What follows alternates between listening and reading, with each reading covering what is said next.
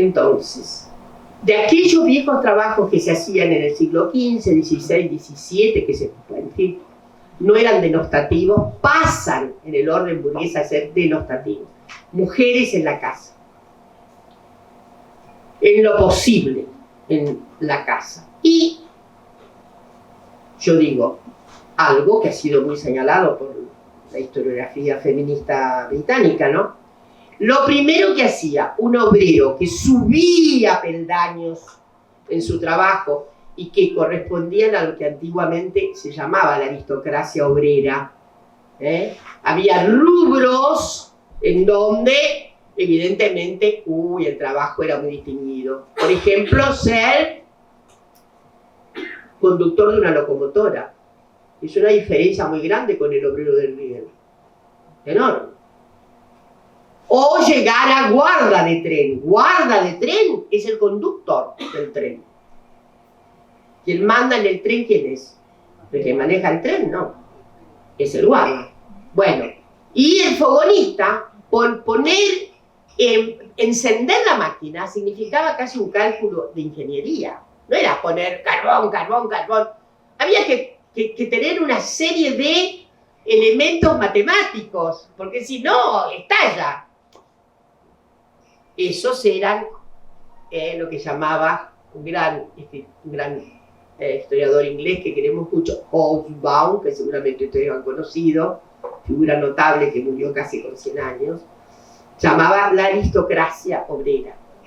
Con todos los que trabajaban en la litografía, en la tipografía, a esos, la relojería, requerían conocimientos, etcétera, etcétera.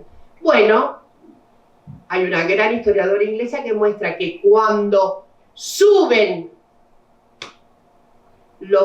cuando un obrero inglés sale de foguista a conductor de la locomotora o de conductor de la locomotora a guarda de tren, lo primero que hace es retirar a sus mujeres de los talleres textiles. Le compran un pianito y que se quede en casa. Lo que digo es literal, es lo que hacían. Se aburrían, se imaginan. Porque después que crecen los chicos, ¿qué se hace, no? Entonces, y ahora voy más rápido, de modo que hay una ilegitimidad del trabajo femenino grande. Las primeras reconocidas trabajadoras fuera del hogar son la maestra, la sagrada maestra. Bien, ¿y la enfermera? ¿Quién dijo enfermera? Bien, bien, Patricia, la enfermería. La enfermería como abnegación. Ojo, no es una profesión que vaya a ser remunerada porque es un acto de amor, de cuidado. Mientras tanto, las mujeres no pueden ingresar así nomás a las universidades. Es una lucha, un combate. Oxford, Cambridge le abre las puertas por primera vez, un escándalo, el gran flauto con college especiales, 1868, 1869. Y voy a decirles más. Esas universidades, Oxford, solo les dio la titulación completa a las mujeres, salvo excepciones. Escuchen bien. Titulación completa, igualdad con los varones. En Oxford, ¿saben cuándo empezaron a darse titulaciones así? Alguien hacía la carrera y tenía un degree que no era completo, era un certificadito. Después de la Segunda Guerra Mundial. Sí, grande, después de la Segunda Guerra Mundial. 1948. Bueno, momento en que se crea Naciones Unidas y se crea la Declaración Universal de los Derechos Humanos. La representación en Naciones Unidas permitida a las mujeres, cosa que se empezó a tratar. Las conferencias de San Francisco comenzó a hacerse ahí nomás, terminada la guerra, y no participaron, por supuesto, en el primer enrolamiento de naciones, no se permitió en los países del eje, bueno, después. ¿Saben qué? Hubo 3 representantes latinoamericanas en la conferencia de California, en San Francisco, y fueron ellas las que propusieron que hubiera, junto con los varones, representaciones, que las representaciones de los países no tuvieran solo varones para las Naciones Unidas. Fueron 3 latinoamericanas. Siempre se pensó que eso había sido una gesta de Eleanor Roosevelt. No, son 3 mujeres latinoamericanas. Berta Lutz, de Brasil, gran feminista. Minerva Bernardino, de República Dominicana, gran feminista. Y la última era Isabel Vidal, de Uruguay, también una feminista muy destacada. Así que vean ustedes lo que nos concierne, ¿no? ¿Está? Es por causa de ese trabajo. Finalmente, 5 minutos más para decirles la lucha ardua para la sindicalización de las mujeres. Primero, hubo que conseguir el reconocimiento de los propios compañeros en cada lugar, ¿no? No es solo el patrón y los compañeros. Bajísima sindicalización de mujeres. Trabajo infrarregistrado de las mujeres. 1914. Nuestro censo da menos fuerza de trabajo femenina que la que había dado en 1898. ¿Más por qué? Por subregistro. Porque los censistas daban por descontado que ellas no trabajaban. Y además, inmigración masiva en aquel momento, muchas mujeres no sabían exactamente qué decir. Si el trabajo campesino que habían dejado hacía unos meses en Italia, o el nuevo trabajo, y las dificultades también de idioma, ¿no? Piénsense ustedes que el último año de inmigración masiva a nuestro país es 1913, después viene la guerra y hasta ahí la curva había sido en ascenso. Así que cuando lo toma el censista en 1913, muchas mujeres, la verdad es que yo he escrito sobre esto alguna vez, más que respondo, y muchas veces el censista ni se molestaba porque daba por descontado que ella no trabajaba. El trabajo hecho para la actividad económica de mercado en el hogar, esto era el sistema de sudor, tampoco era reconocido. Y había mucho trabajo que se hacía. Corbateras que trabajaban en sus casas, gran parte de la industria textil, de vestidos, paraguas, guanteras que trabajaban. Había trabajo en alguna situación colectiva, pero mucho trabajo en la casa. Las que ponían las cuelleras, los cuellitos que eran, se imaginan, impecables, ¿no? Qué época aquella en donde se exigía que el cuello además se almidonara y no podía tener, imagínense, una pequeña arruguita, era fatal. El aparado de calzado también era. Por lo tanto, ese censo discurre mal, ¿no? No puede. Luego hay un ascenso bastante notable de las mujeres jóvenes. Las mujeres van al mundo económico de mercado, las mujeres trabajan en sus casas, pero trabajan duro cuidando, ¿no? Pero eso censalmente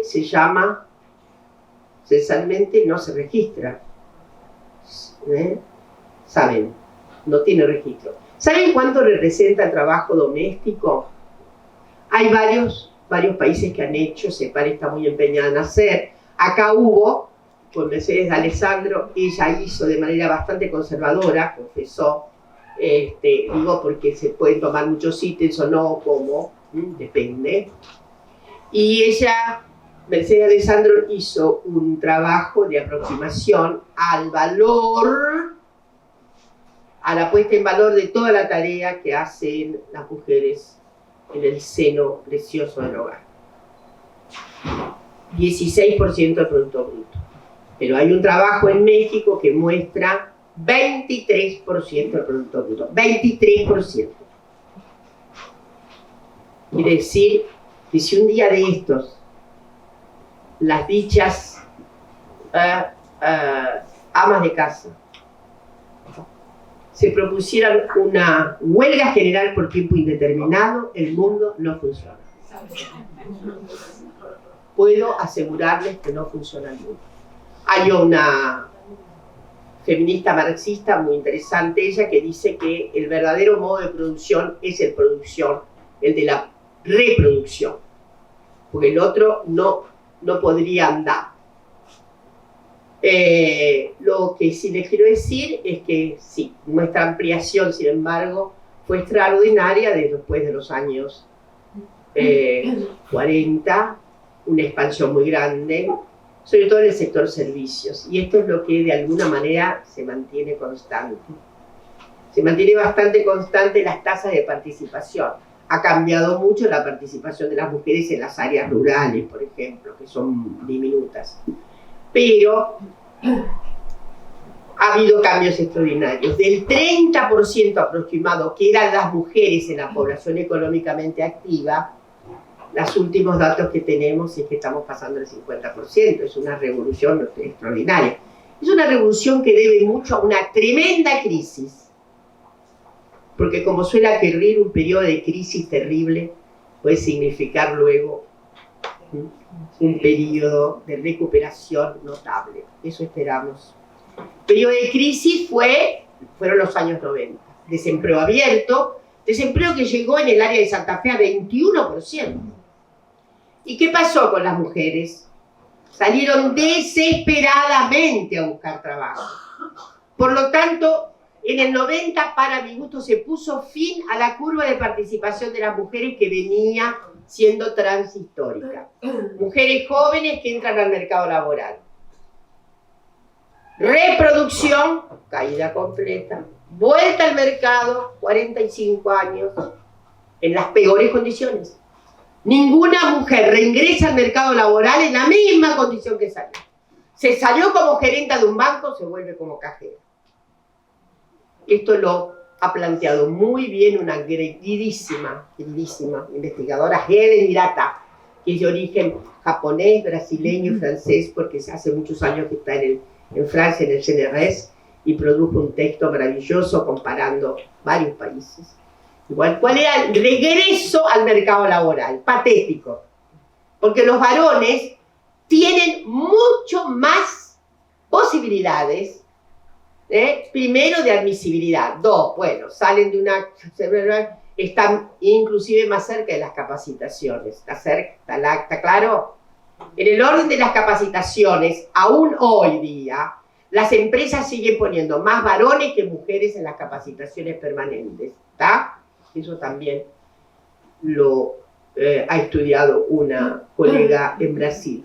Entonces, ¿qué ha pasado? Primero, que las mujeres ya no vuelven al hogar cuando van, no regresan al hogar para ser telúricas madres consagradas exclusivamente, sino que vuelven, termina el periodo, pues a veces se pide una extensión, pero vuelven al lugar de trabajo. Es así.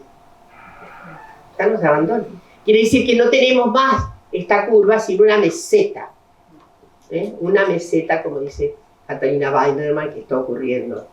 Entonces, finalmente, decirles que a pesar de todas las calificaciones, las mujeres egresan más rápidamente de las universidades. ¿Está claro? 2. Egresan con mejores promedios. ¿Está claro? Más rápida y con mejores promedios. ¿Y cuál es la gratificación social? ¿Está a la altura de la meritocracia? No. Los mejores lugares están en manos de los chicos. Y hay que hacer un esfuerzo enorme. Son ciegos, sordos y mudos a algo tan evidente como es la discrepancia de oportunidades entre un varón y una mujer. Porque un varón está desobligado de darle la teta. Una mujer además está sobreobligada y está además sobreobligada por la enorme carga de nuestro orden simbólico. Enorme carga. Pero bueno, de todas maneras, el actual Código Civil habla claramente de la corresponsabilidad en materia de tareas reproductivas. Lo sabían, ¿no? Pero todavía no hemos visto muy bien el significado operativo de ese derecho. El significado operativo todavía no está. Para terminar, decirles que efectivamente ustedes se corresponden a una circunstancia que tiene bastante excepcionalidad en la Argentina respecto de remuneraciones y ciertos reconocimientos. Primero porque se requiere en promedio una habilitación universitaria, digamos, ¿no? Entonces es un grupo muy particular, además muy peculiar por las funciones, son funciones fundamentales del Estado, ¿no? Ingresos es fundamental. ¿Qué Estado puede sobrevivir? Siquiera estamos con un problema en relación justamente al nomenclador Estado, pero son fundamentales. Entonces, si bien hoy día los promedios de participación de las mujeres están en arriba del 50%, lo que es notable, el diferencial de salarios está alcanzando el 25%, sobre todo en el grupo de mujeres como ustedes. Notable. En el pasado, hace 40, 30 años atrás, la discrepancia mayor estaba en las menos calificadas. Perdón, en las más calificadas. Había una gran discrepancia. En las menos calificadas, prácticamente el gap, ¿no? El diferencial salarial era casi inexistente. Pero ahora no, ahora se ha invertido. El diferencial puede ser mayor entre las mujeres de mayor calificación formal. ¿Ah? Y bueno, eso hay que resolverlo, porque además la Argentina, nuestro país, ha firmado y tiene ley para todas las convenciones. La CEDAW está en la Constitución Nacional, por las dudas, hiciera falta que la convención estuviera, está ahí. Y tenemos además en materia de lucha contra la violencia, nada menos que la Convención de Belén do Pará, que es extraordinariamente novedosa. La Unión Europea recién, esta es de 1994, la Unión Europea consigue un acuerdo sobre violencia recién en el 2011, y recién más tarde se ha firmado. Y hay algunos países que la verdad están muy lejos en Europa de comprometerse con el estatuto igualitario. Voy a nombrar simplemente lo que hace el primer ministro Viktor Orbán en Hungría, que ha determinado un aniquilamiento de la mayoría de los derechos de las mujeres, salvo el voto. Respetó la cuestión del aborto porque había sido, y pudo haber un escándalo muy grande, todos los países de Europa tienen sancionado el aborto, pero en la última constitución de Hungría, dos cosas lo distinguen, ¿no? Una misoginia tremenda, una antipatía feroz por las feministas, como es la regla hoy, una antipatía feroz por todo lo que son las disidencias sexogenéricas y una antipatía feroz por los inmigrados que vienen de África o que vienen de Asia. Es una de las... Está de nuevo estos días, está de nuevo otros días, porque va prácticamente a blindar Hungría para que no pase ningún ser que viene desesperado a incorporarse a una vida digna de ser vivida. Así que ya ha tenido grandes, no respuestas directas por parte del Papa. Hablando del Papa, buena noticia. Vieron que estos días nos ha mandado un mensaje muy lindo, porque el Papa es el Papa. Pero bueno, pero nos mandó un mensaje muy lindo, diciéndole a todos los gobiernos que por favor atiendan la igual condición humana, los iguales derechos humanos que tenemos las mujeres y los varones.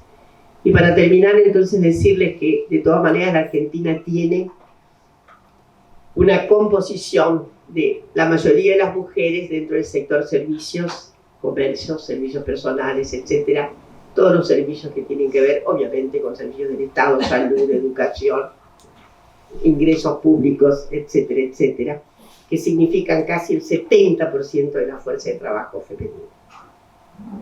Y la metalmecánica tiene 11%, y hay que ver dónde está.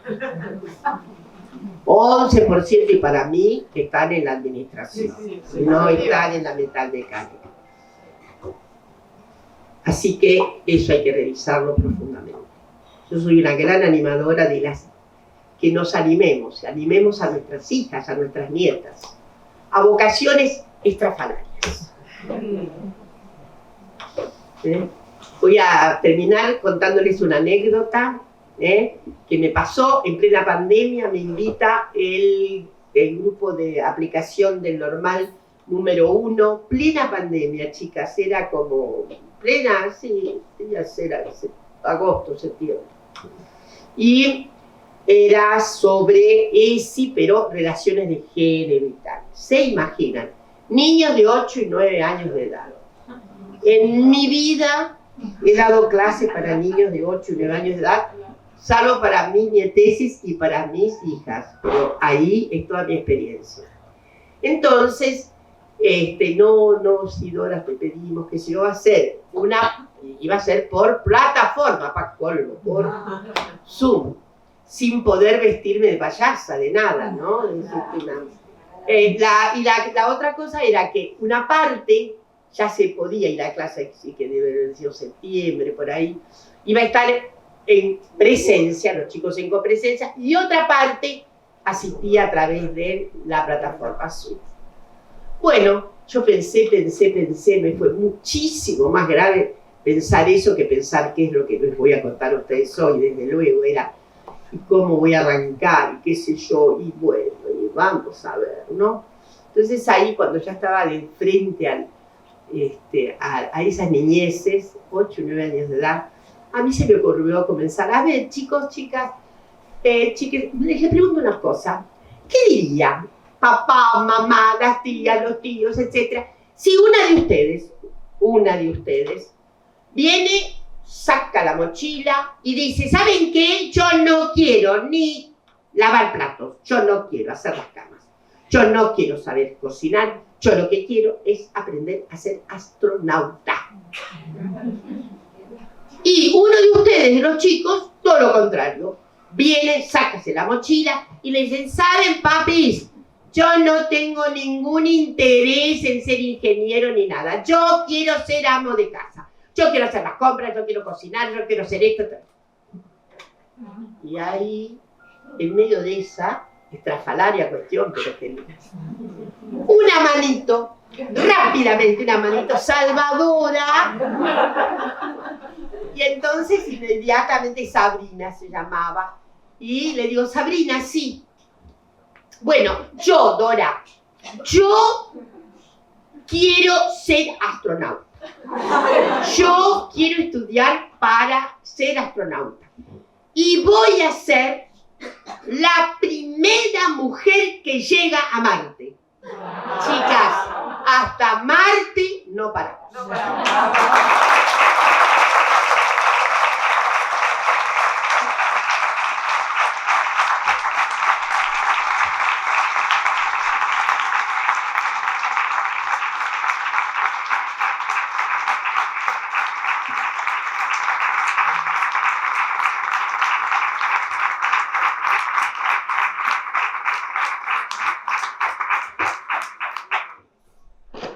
Preguntas, cuestiones, disidencias, desacuerdos.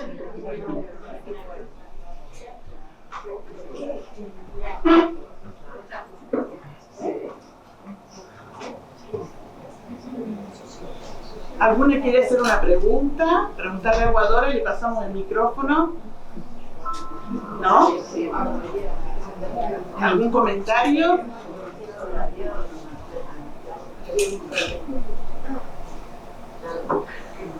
Están muy emocionadas ahora. Sí. Sí, están todas emocionadas por tus palabras.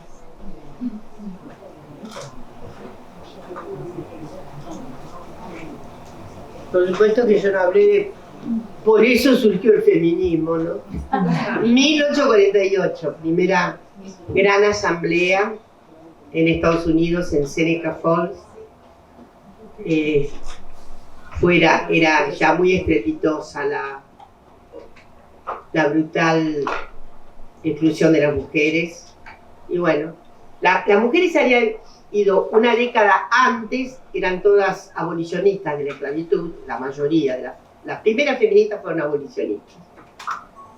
Había parejas feministas, parejas, marido y mujer, en general de posición ideológica liberal radicalizadas, o librepensadoras, pero había algunas figuras de, digamos, muy conspicua religiosidad. Por ejemplo, Lucrecia Mott, que es una figura muy prominente del primer feminismo norteamericano, con su hermana Mary Mott, eran cuáqueras militantes, eran gente de la iglesia. Perdón, porque a veces nos preguntan, a ver, en países o en naciones monoteístas, ¿el patriarcado es más grave que en las politeístas? Y hay como una mitología de que las religiones monoteístas, cristianas concretamente o musulmanas, son más adictas al orden patriarcal. Y que las politeístas son, mucho cuidado, yo no me lo creo así.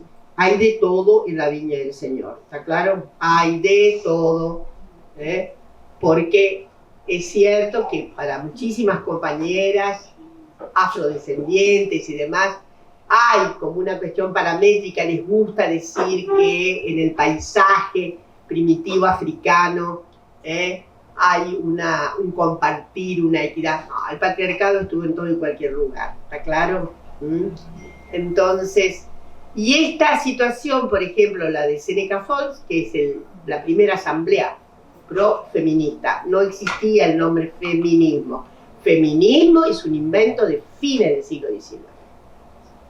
Gracias a una gran militante francesa que tenía un periódico que se llamaba La Citoyenne, La Ciudadana, y ella se llamaba Hubertine Auclair, era infatigable. Y ella toma, miren, atiendan los varones, atiendan bien este cuentito. Ella toma feminismo de la ironía con que Alejandro Dumas, hijo, que era bastante pavote, creo, conservador, indudablemente, feministas, les había dicho Alejandro Dumas a los varones que habían apoyado el divorcio vincular, finales del siglo XIX, en Francia. Y les dijo, porque como él era muy conservador y no quería saber nada del divorcio vincular, a los varones, que eran muchos los que apoyaban el divorcio vincular, los trató de feministas. Entonces, Hubertine tomó el concepto y se lo apropió, y desde entonces se llamaron causas feministas. Siempre hubo pluralidad, Pero en la primera asamblea de Seneca Falls se dio en el estado de Nueva York, cerquita de la ciudad, en una capilla metodista, con un alrededor del 30% de presencia de varones. Así que los varones están muy invitados desde siempre. Si son razonables y de buena voluntad, si son muy inteligentes, deben saber que es elemental la condición humana igualitaria, más allá de la preciosa, feliz diversidad. No hay una mujer, las mujeres nos parecemos, pero la condición femenina es múltiple, la condición masculina es múltiple. Bueno, me olvidé darles ese detalle. A las mujeres que habían ido a la conferencia de Londres de 1838 para la abolición, las habían sacado rajando. Y eso dio una conmoción en muchos varones. No les permitieron entrar a la convención anti-esclavitud que había. Y las chicas dijeron, ahora van a ver, se tomaron 10 años, pero inventaron esta condición política, nociológica. El feminismo ha cambiado muchísimo desde entonces a hoy, muchísimo, muchísimo. Nuestras tatarabuelas apenas nos asemejamos en la idea emancipatoria, pero el resto completamente diferente. Bueno, ¿nadie va a preguntar nada? No, yo quiero decir algo. Sí. Me parece que todavía son pocas las mujeres feministas, que hay mucho prejuicio todavía entre las mujeres. Por ejemplo, yo he escuchado decir algunas gente que conozco, mujeres que conozco, decir que está bien que saquen el grupo femenino de la política, de las empresas, porque sus hijos varones tienen que tener las mismas oportunidades que las mujeres, que capaz que están en... Hay que ilustrarlas. Pero es un Y decirle, trabajo, el cupo pleno lo es tienen un ellos. trabajo. Nosotros apenas arañamos cupo. Exacto. Pero les voy a contar algo. En la Facultad de Ciencias Exactas de Buenos Aires, la UBA, ustedes, bueno, quienes nos vieron por C5N, yo estaba al lado del decano, que a quien quiero mucho, Willy, que en realidad el decano de Ciencias Exactas hoy se enfrentó a una lista toda compuesta por mujeres, que yo apoyé decididamente. Hice un video y tal. Por supuesto que les cuento una cosa muy simpática. Él me mandó un WhatsApp diciendo, qué mala conmigo, muy simpática. Y yo le dije, Willy, es la hora de las mujeres. Entonces yo te quiero mucho, pero yo me voy a expresar. Por supuesto que ganó muy bien. Y además el tipo es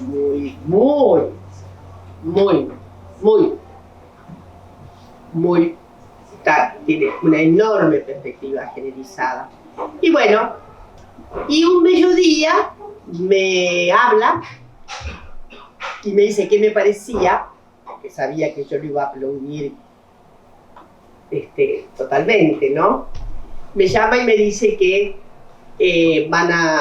tienen que poner en situación de concurso un cargo de adjunta, un cargo de adjunta en matemáticas.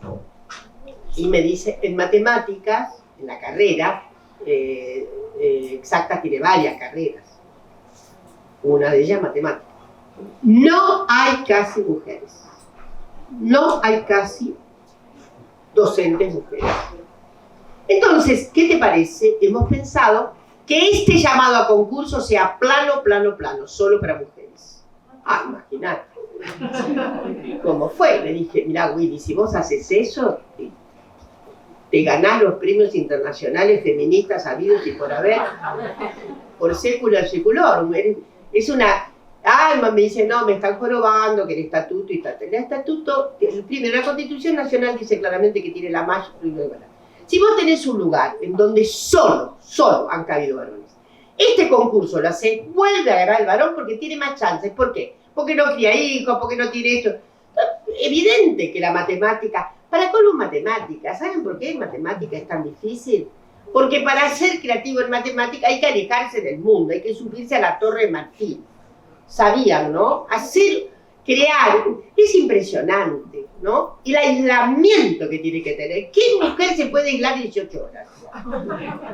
Entonces, obvio que todo concurre en un sentido en donde es muy difícil. Le dije, te felicito. Me dice, hay que preparar al Consejo Superior. Y digo, te empezamos a preparar. Ya empezamos a hacer una fundamentación hiperbibliográfica. por la cual ningún varón se puede sentir resentido, porque tienen todo. Entonces vos le tenés que decir eso, es que los chicos van a tener todas las oportunidades, todas, ¿no? En cambio, de lo único que se trata es de hacer participativo el mundo, ¿no? De participar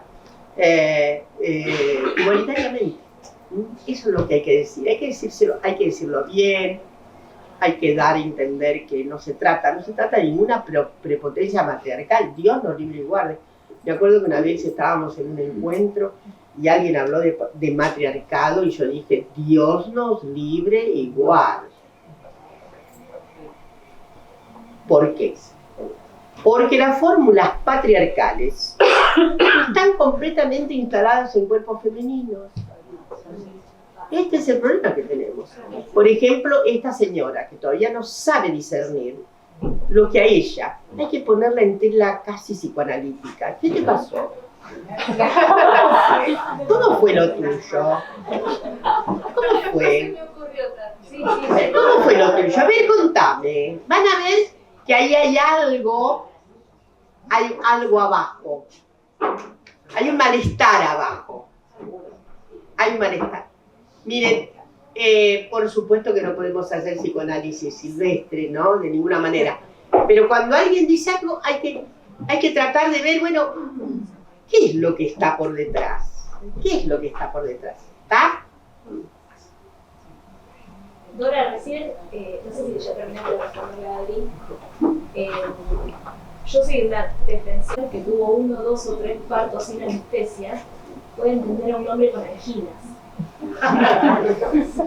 Es un chiste que realmente es muy gráfico, porque yo sí creo, más allá de que soy luchadora de la igualdad entre los seres humanos, que tenemos esa, no quiero que me malinterpreten, pero ese don adicional, las mujeres, ¿sí? Más allá de que quiero que todos seamos iguales entre las personas, los seres humanos, sí creo en ese don adicional. Y ese don, que justo en este chiste está graficado por esta posibilidad de crear futuro, ¿no? de crear, se vincula un poco a lo que decías recién, a esta responsabilidad que nosotras tenemos en crear futuro en las personalidades que vienen. Yo soy mamá de 2 varones y de una nena.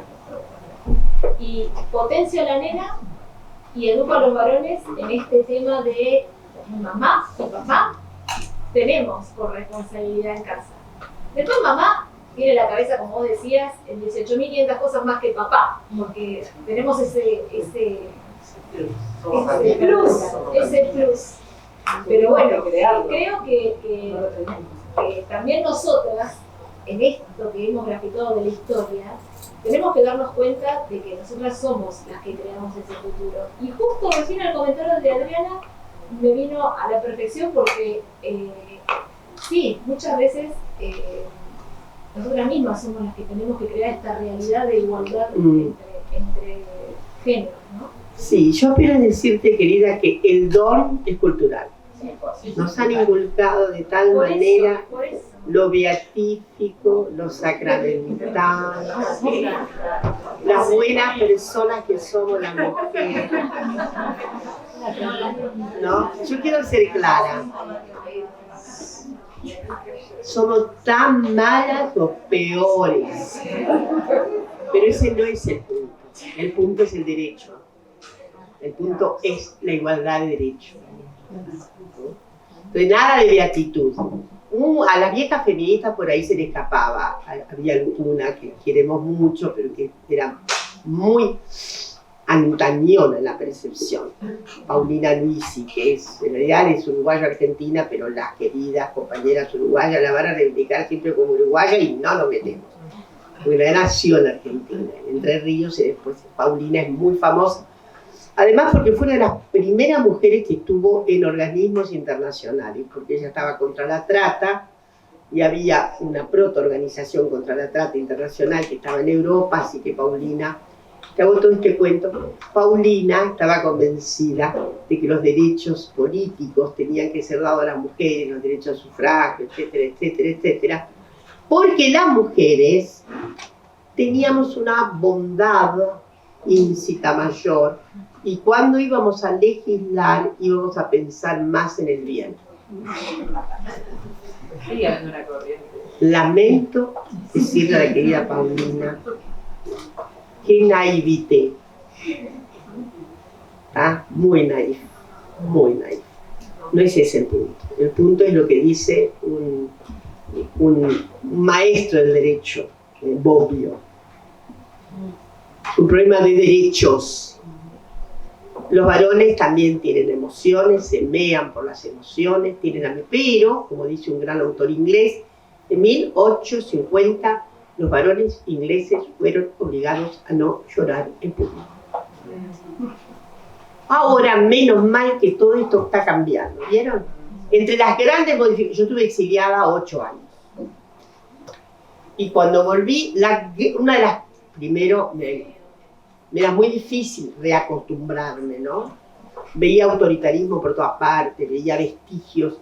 Después me puse más tranquila y me dejé de embromar. Pero estaba muy inquieta, ¿no? Y bueno, yo lo que quería decirte que en todo caso, ahí de lo que se trata es de pensar en los derechos iguales. Los derechos iguales, ¿no? Y obviamente, ninguna pretensión, por eso no es nada divertido pensar matriarcalmente, de ninguna manera. Y la cuestión de las emociones, este sentido, por ahí he escuchado, inclusive una figura importante, no voy a decir su nombre, no voy a decir sus distinciones, porque lo van a enseguida que decía qué importante, estábamos juntos, qué importante que era la contribución de las mujeres a la ciencia, porque las ciencias le aportaban la emotividad.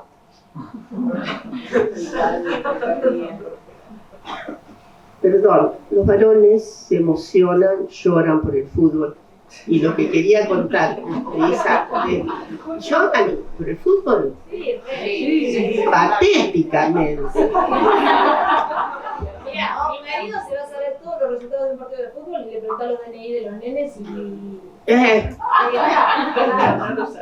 Felizmente las mujeres ahora, muy concurrenciales ahí, a mí me encanta el fútbol femenino, me encanta. Y me encantan cuando dicen qué golazo, porque hay algunas goleadoras que son impresionantes. Y eso que a mí el fútbol, miren, no puedo, es medio inercial. Pero quería completar la historia de que cuando vuelvo a la Argentina había un cambio muy grande.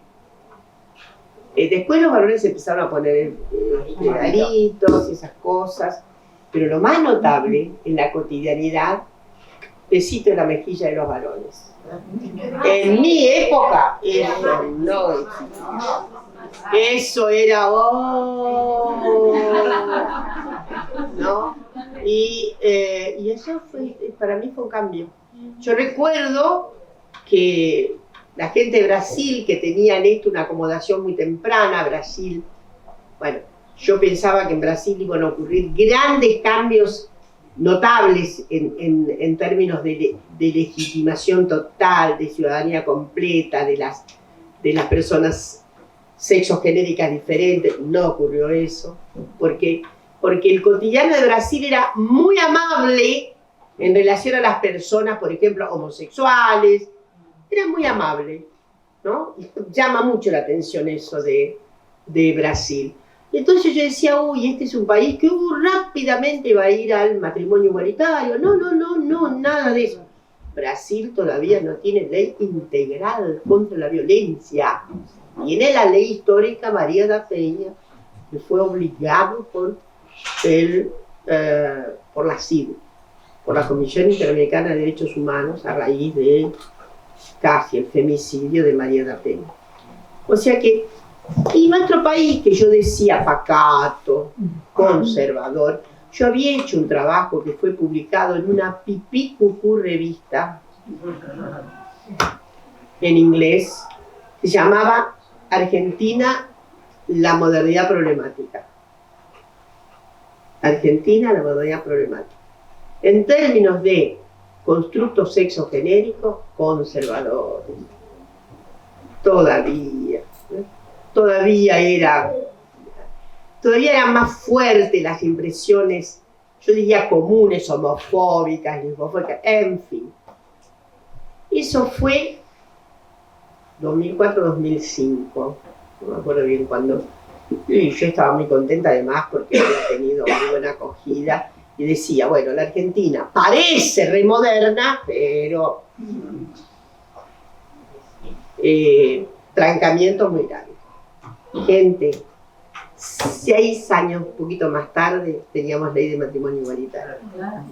Un poquito más tarde, ley de identidad de género. Impactante, ¿no?